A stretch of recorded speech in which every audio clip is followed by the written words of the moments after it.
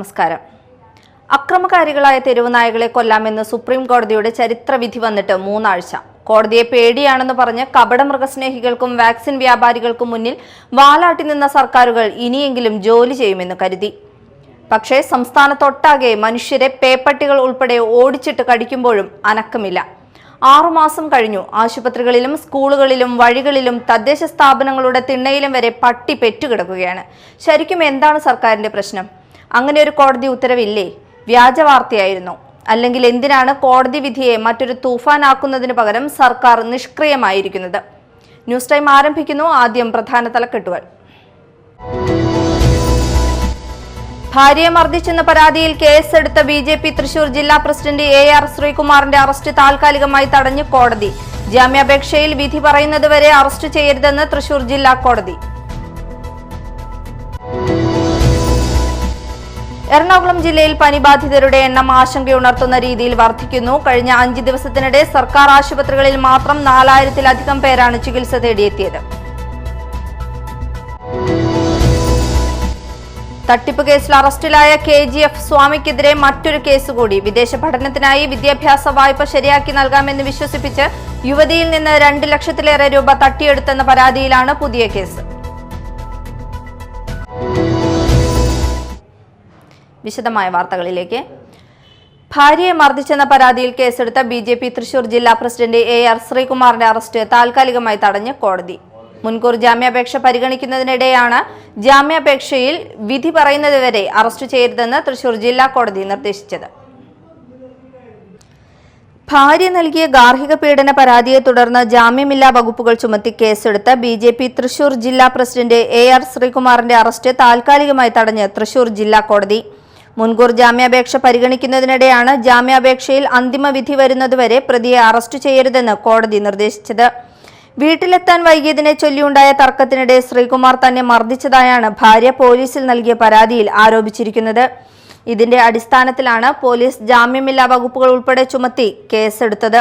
തുടർന്ന് AR ശ്രീകുമാർ മുൻകൂർ ജാമ്യാപേക്ഷ സമർപ്പിക്കുകയായിരുന്നു. ഇതിനു പിന്നാലെയാണ് ജാമ്യാപേക്ഷയിൽ വിധി പറയുന്നതുവരെ അറസ്റ്റ് പാടില്ലെന്ന ഇടക്കാല ഉത്തരവ് തൃശൂർ ജില്ലാ കോടതി പുറപ്പെടുവിച്ചത്. നിലവിൽ BJP തൃശൂർ ജില്ലാ കമ്മിറ്റിയുടെ അധ്യക്ഷനാണ് AR Sreekumar. Media time Thrissur.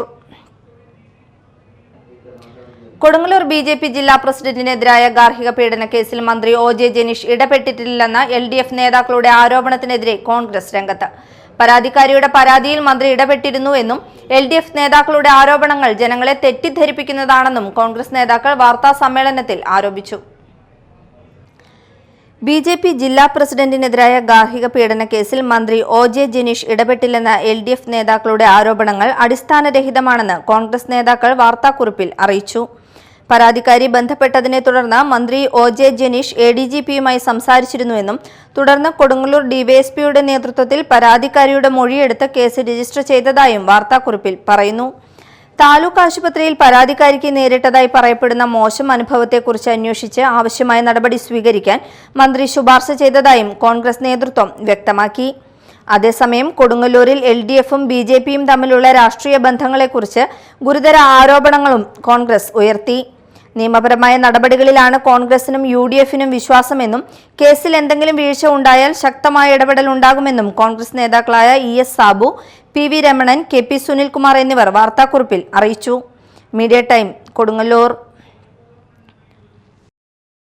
Ernakulam ജില്ലയിൽ പനിബാധിതരുടെ എണ്ണം ആശങ്കയുണർത്തുന്ന രീതിയിൽ വർദ്ധിക്കുന്നു. കഴിഞ്ഞ 5 ദിവസത്തിനിടെ സർക്കാർ ആശുപത്രികളിൽ മാത്രം 4000-ലധികം പേരാണ് ചികിത്സ തേടിയത്. ഡെങ്കിപ്പനി, ഇൻഫ്ലുവൻസ, എലിപ്പനി ഉൾപ്പെടെയുള്ള രോഗങ്ങൾ റിപ്പോർട്ട് ചെയ്യപ്പെടുന്നതിനിടെ ഒരു ഡെങ്കിപ്പനി മരണവും സ്ഥിരീകരിച്ചിട്ടുണ്ട്. എറണാകുളം ജില്ലയിൽ മഴ ശക്തമായതോടെ പനിബാധിതരുടെ എണ്ണം ദിനംപ്രതി ഉയരുകയാണ്. കഴിഞ്ഞ 5 ദിവസത്തിനിടെ ജില്ലയിലെ സർക്കാർ ആശുപത്രികളിൽ മാത്രം 4222 പേരാണ് പനിക്ക് ചികിത്സ നേടിയത്. ഇവരിൽ 42 പേർക്ക് ഡെങ്കിപ്പനി സ്ഥിരീകരിച്ചു. ഡെങ്കിപ്പനി മൂലം ഒരു മരണവും റിപ്പോർട്ട് ചെയ്തിട്ടുണ്ട്. ഇൻഫ്ലുവൻസ ബാധിതരുടെ എണ്ണവും ഉയരുന്ന സാഹചര്യത്തിൽ 118 പേർക്കാണ് രോഗം സ്ഥിരീകരിച്ചത്. ആലുവ, ചമ്പക്കര, ചേറാനെല്ലൂർ, ചൂർണിക്കര, ചൊവ്വര, കാക്കനാട്, കളമശ്ശേരി, കോതമംഗലം, തൃപ്പൂണിത്തുറ, വരാപ്പുഴ തുടങ്ങിയ പ്രദേശങ്ങളിലാണ് ഡെങ്കിപ്പനി റിപ്പോർട്ട് ചെയ്തത്. മലയാറ്റൂർ, ഉദയംപേരൂർ, കാക്കനാട് മേഖലകളിൽ എലിപ്പനിയും സ്ഥിരീകരിച്ചിട്ടുണ്ട്. ഇതിനു പുറമെ 5 ദിവസത്തിനിടെ 47 പേർക്ക് ചിക്കൻ ബോക്സും 13 പേർക്ക് മഞ്ഞപ്പിത്തവും സ്ഥിരീകരിച്ചു. പനി, ജലദോഷം, ശ്വാസകോശ സംബന്ധമായ രോഗലക്ഷണങ്ങൾ ഉള്ളവർ ജാഗ്രത പാലിക്കണമെന്നും സ്വയം ചികിത്സ ഒഴിവാക്കി കൃത്യസമയത്ത് ചികിത്സ തേടണമെന്നും ആരോഗ്യവകുപ്പ് നിർദ്ദേശിച്ചു. വ്യക്തിശുചിത്വവും സുരക്ഷാ മുൻകരുതലുകളും കർശനമായി പാലിക്കണമെന്നും അധികൃതർ മുന്നറിയിപ്പ് നൽകി. Media time, Kochi. സ്വർണ്ണക്കട്ടികൾ എത്തിച്ചു നൽകാമെന്ന് പറഞ്ഞ് ലക്ഷങ്ങളുടെ തട്ടിപ്പ് നടത്തിയ കേസിൽ അറസ്റ്റിലായ KGF സ്വാമിക്കെതിരെ മറ്റൊരു കേസ് കൂടി. വിദേശ പഠനത്തിനായി വിദ്യാഭ്യാസ വായ്പ ശരിയാക്കി നൽകാമെന്ന് വിശ്വസിപ്പിച്ച യുവതിയിൽ നിന്ന് 2 ലക്ഷത്തിലേറെ രൂപ തട്ടിയെടുത്തെന്ന പരാതിയിലാണ് കൊടുങ്ങല്ലൂർ പോലീസ് പുതിയ കേസ് രജിസ്റ്റർ ചെയ്തത്. KGF സ്വാമി എന്നറിയപ്പെടുന്ന പത്തനംതിട്ട സ്വദേശി ഷാജിക്കെതിരെ കൊടുങ്ങല്ലൂർ പോലീസ് മറ്റൊരു തട്ടിപ്പ് കേസ് കൂടി രജിസ്റ്റർ ചെയ്തു. കൊടുങ്ങല്ലൂർ ഉഴവത്തുകടവ് പുതിയ റോഡ് സ്വദേശിനിയുടെ മകൾക്ക് UK-യിൽ പഠിക്കുന്നതിനായി വിദ്യാഭ്യാസ വായ്പ ശരിയാക്കി നൽകാമെന്ന് വിശ്വസിപ്പിച്ചാണ് പ്രതി പണം കൈപ്പറ്റിയതെന്നാണ് പരാതി.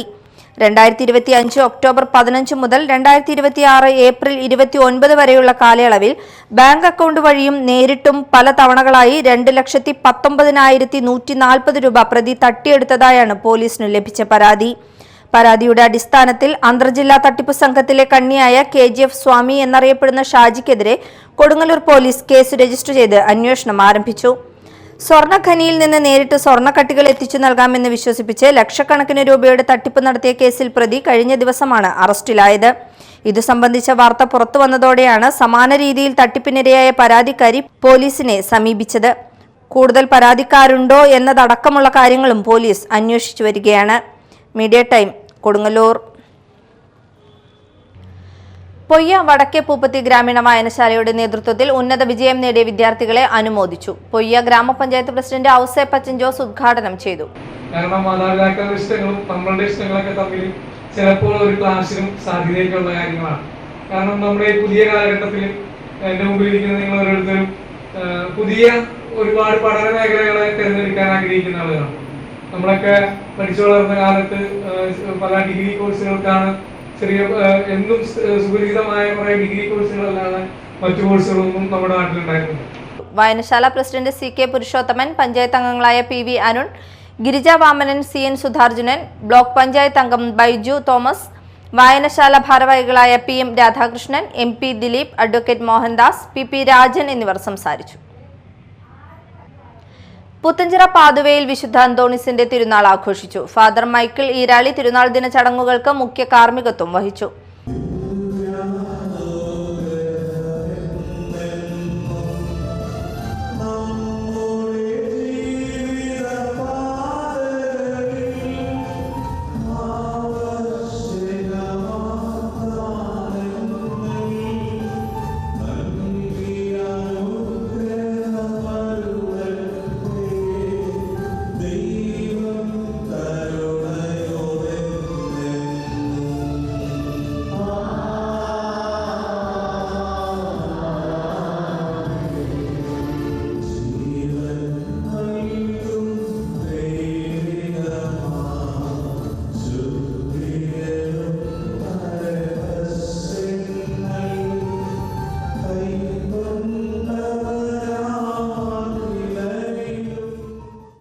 ഫാദർ സെനറ്റ് കാഞ്ഞിരപ്പറമ്പിൽ തിരുനാൾ ദിന സന്ദേശം നൽകി. Father Jo Palakkunnel, father Samuel Parambil, father Giles Velavana, father Jithin Punnassery, father Arun Mangali എന്നിവർ സഹകാർമ്മികരായിരുന്നു. തിരുശേഷിപ്പ്, വണക്കം, നേർച്ച എന്നിവയ്ക്ക് ഫാദർ ഏലിയാസ് തെക്കേ മുണ്ടക്കപ്പടവിൽ നേതൃത്വം നൽകി. പ്രധാന വാർത്തകൾ ഒരിക്കൽ കൂടി. ഭാര്യയെ മർദ്ദിച്ചെന്ന പരാതിയിൽ കേസെടുത്ത BJP തൃശൂർ ജില്ലാ പ്രസിഡന്റ് AR ശ്രീകുമാറിന്റെ അറസ്റ്റ് താൽക്കാലികമായി തടഞ്ഞ് കോടതി. ജാമ്യാപേക്ഷയിൽ വിധി പറയുന്നതുവരെ അറസ്റ്റ് ചെയ്യരുതെന്ന് തൃശൂർ ജില്ലാ കോടതി.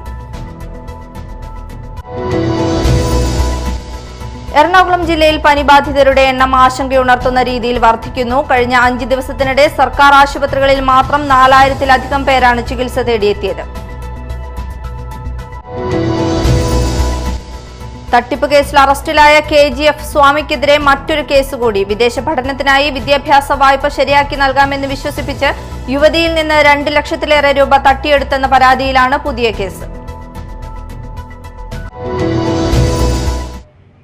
ഇതോടെ ന്യൂസ് ടൈം സമാപിച്ചു. നമസ്കാരം.